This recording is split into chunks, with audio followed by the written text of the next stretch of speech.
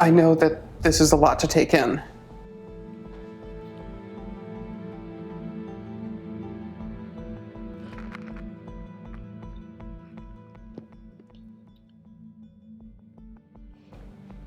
How long have you known about this? 3 months.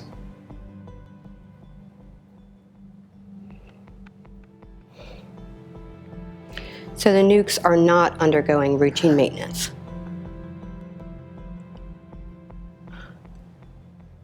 If the gravity trackers fail, the nukes are our last line of defense.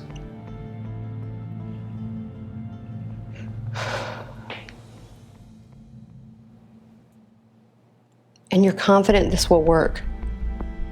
Yes. Yes, Grace.